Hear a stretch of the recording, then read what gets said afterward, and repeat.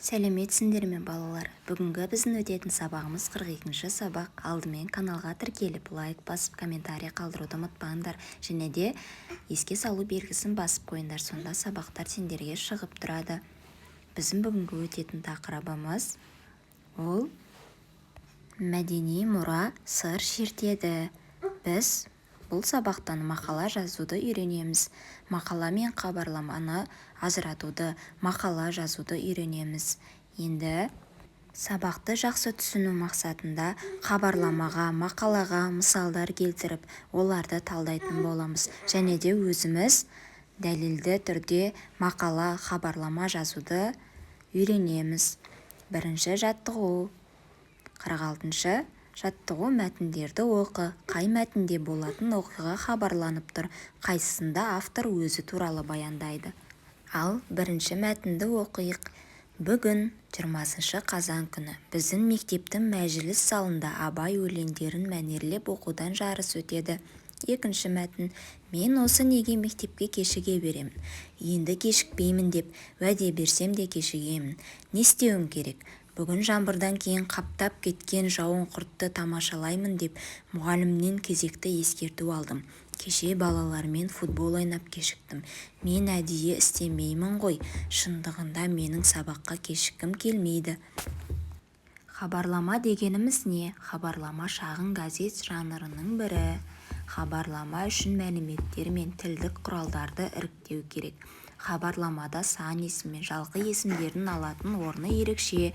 Мұндай жанрда ақпараттың қайда, қашан, не болғаны 1 және 3 сөйлеммен берілуі қажет. Мына ақпарат арқылы біз хабарламаның қысқаша ғана мәлімет түрі екенін анықтай аламыз. Яғни біздің бірінші мәтініміз хабарлама мәтініне сай болып тұр, себебі ол ақпараттың, яғни қашан, қайда болатын мәнерлеп оқудан жарыс туралы хабарлап тұр. Хабарлама тек қана жарыстың өтетіні жайлы ғана хабарлап қоймай, өткені жайлы да хабарлайды.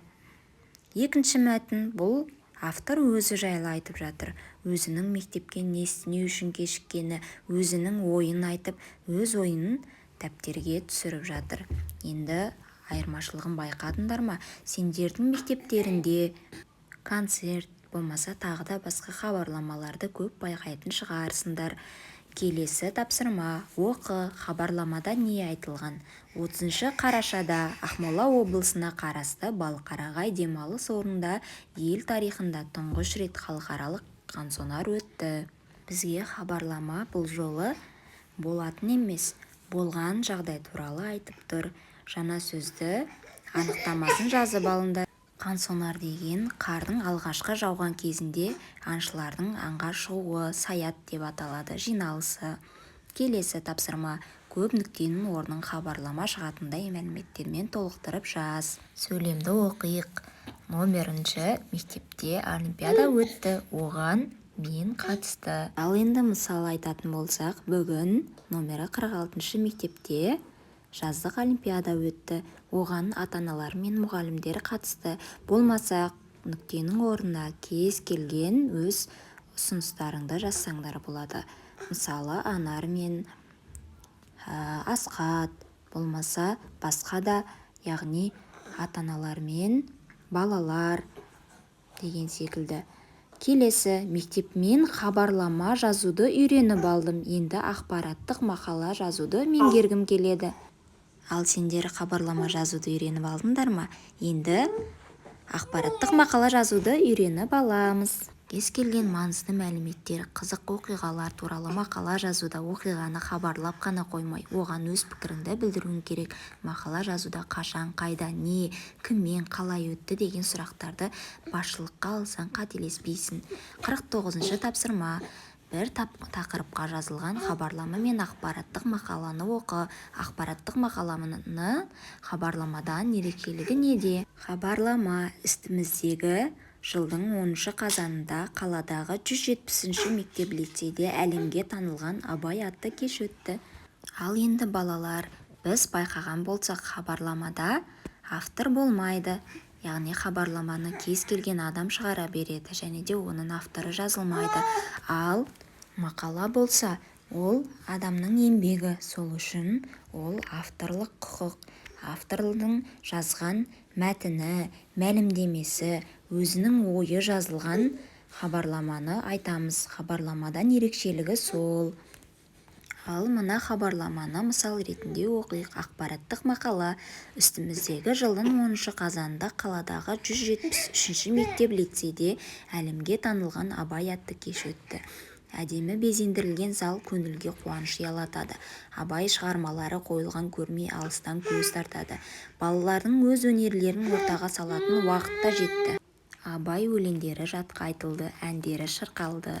Әсел, Санжар, Анар есімді балалардың өнеріне көпшілік тәнті болды. Ақын өлеңдері болашаққа бағыт бардар көрсетіп тұрғандай. Байқағандарыңдай, хабарлама мен ақпараттық мақаланың арасы жер мен көктей.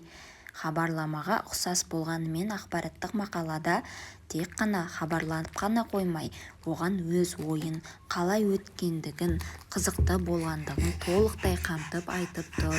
Және көбінде хабарламаға қарағанда ақпараттық мақаланың сөйлемі, сөздері кішкене көптеу болады, яғни ақпараты көптеу болады. 50-ші тапсырма. Өзіңді қабырға газетінің редколлегі мүшесі деп ойла. Сенің материалыңа газетте аз ғана орын қалды. Ұсынылған материалды мақала шығатындай етіп жаз. 15 қазан күні 4 А сыныбында алтын сақа ертегісі бойынша қойылым қойылды. Балалар бұл іс-шараға жақсы дайындықпен келді. Ертегі кейіпкерлерінің рөлін ойнаған оқушылар әртістерден кем түспеді. Сынып мұғалімі оқушыларының белсенділіктеріне риза болды. 4 А сыныбының оқушылары үшін мұндай қойылымдар үйреншікті нәрсе. Сондықтан олар қонақтардан еш қысылмады. Енді осы мәліметтерді пайдаланып, өз ойымызды қосып, қысқаша ғана мақала жазып шығамыз. Жоғарыда көрсетілгендей нұсқада алсақ та болады. Мысалы, үстіміздегі жылдың 10 қазан күні 4 А сыныбында алтын сақа деген өте күшті қойылым болды. Балалардың бұл іс-шараға жақсы дайындалғаны көрініп-ақ тұр. Балалар ертегі кейіпкерлерінен аумайды. Рөлдерін өте күшті сомдап шықты. Апайы дәл риза деген сияқты сөздерді қосып мақала құраймыз. Бұл жерге қандай дағы өзгерістер енгізуге болады? Мысалы 4 А сыныбының оқушылары үшін мұндай қойылымдар үйреншікті нәрсе деген сөзді өз сөзімізбен 4 А сыныбының оқушылары өте көп дайындалатын секілді. Сондықтан олардың қойылымы өте керемет шығады. Өте тәжірибелі екені көрініп-ақ тұр. Мұғалімдер өте риза болды деген сияқты өзгертсек болады. Бүгінгі сабағымыз осымен бітті. Сау болыңдар. Комментарий қалдыруды ұмытпаңдар балалар.